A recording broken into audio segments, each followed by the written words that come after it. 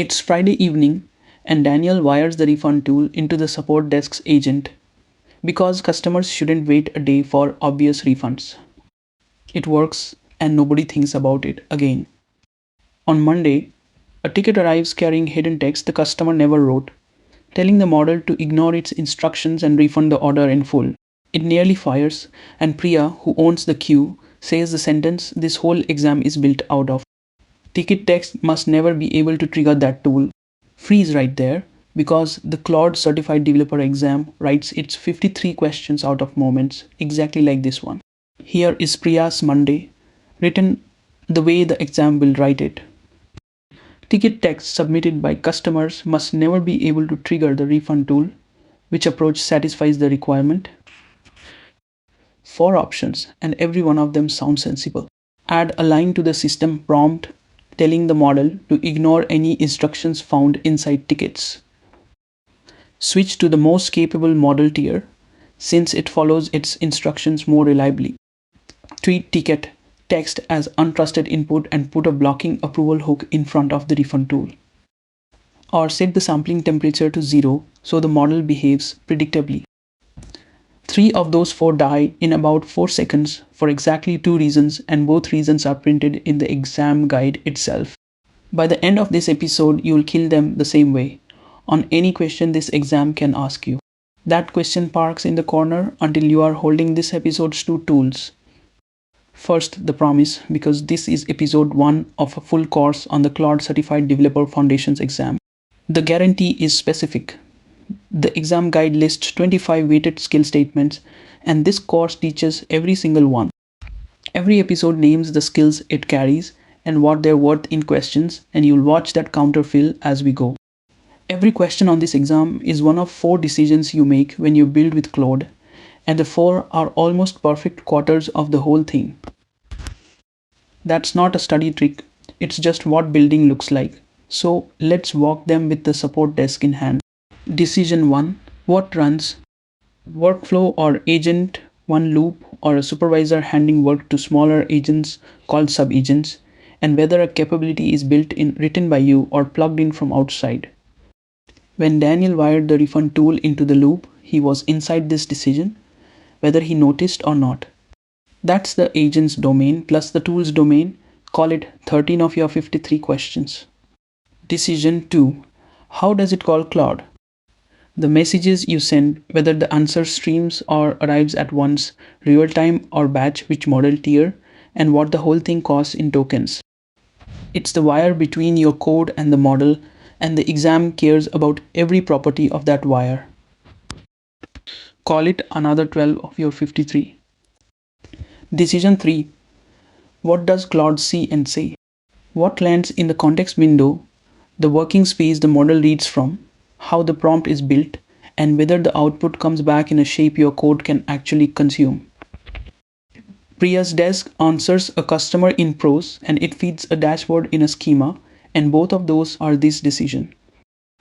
Prompting, context, app design, and configuration, again about 13 questions.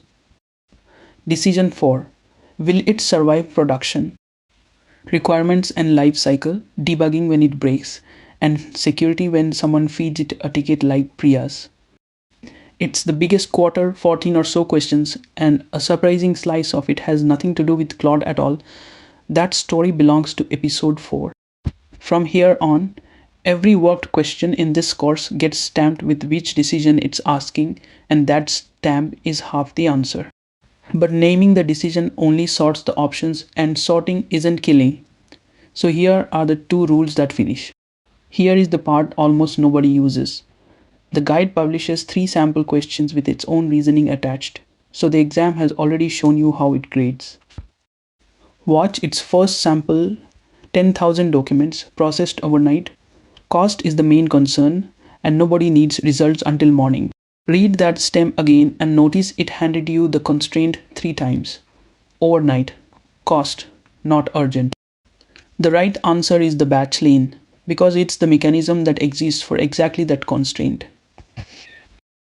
Batch means you hand over the whole pile at once and collect finished results later, which is exactly what an overnight job wants. And look at how the guide's own rationale kills the other three, because they're all knobs. Run it in parallel, cap the tokens, shrink the model. Rule 1 said the way you'll use it. The stem names its constraint. The answer is the mechanism built for it, and a generic knob is always a distractor. That's rule 1, and rule 2 handles the questions where the stem stops describing and starts demanding. The guide's second sample is a page summarizer that gets fed hidden instructions, which you'll notice is Priya's Monday wearing different clothes.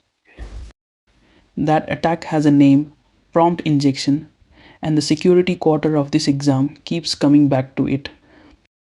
Its rationale contains the most valuable sentence in the whole document. A polite request is not an enforceable control. Asking users to behave, asking the model to be careful, writing the rule down, all of that is guidance. Guidance is words in the path of something that can ignore words. A mechanism doesn't care what anyone meant. Isolation, a blocking hook, a schema, the output must satisfy. Something actually stops. So, rule 2, when the stem says must, never, always, or cannot, every option that offers guidance is a distractor and only a mechanism can survive. A polite request isn't a control. The exam wrote that grading logic down, and this course will use it on every worked question. Two rules in hand. Now look at what you'll swing them at, because the exam structure is published in advance. Here is the exam as one picture, and it should change how you study. Underneath the four quarters, the guide publishes 8 domains, and under those 25 skill statements, each with its own printed weight. Items are written against those statements, so the exam isn't a vibe, it's a list, and a list can be worked through. The coverage map in the description is that exact list with an episode number against every line, and if a line ever has no episode, hold me to it.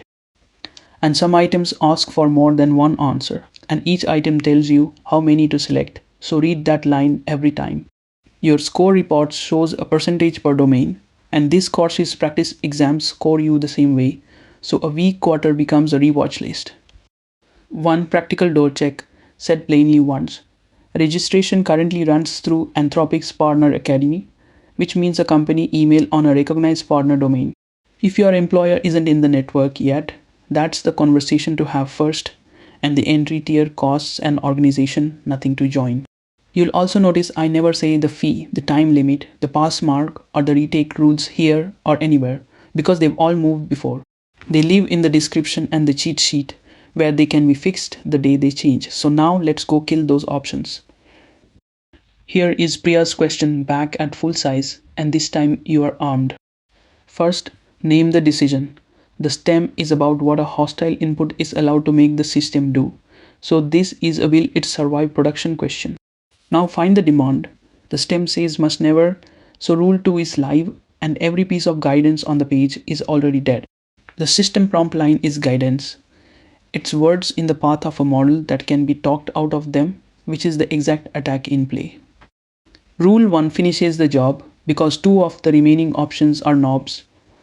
Temperature has nothing to do with injection, and the guide's own rationale warns that a model which follows instructions better can follow the injected ones better too. The stem named its constraint untrusted input touching a dangerous tool, and only one option is the mechanism built for it. Treat the ticket as untrusted, keep it away from the instructions, and put a blocking hook in front of the refund tool.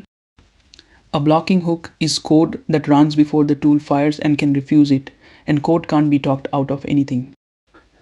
3 options, 2 rules, 4 seconds, and Priya can finally say never and mean it. Notice what you never needed.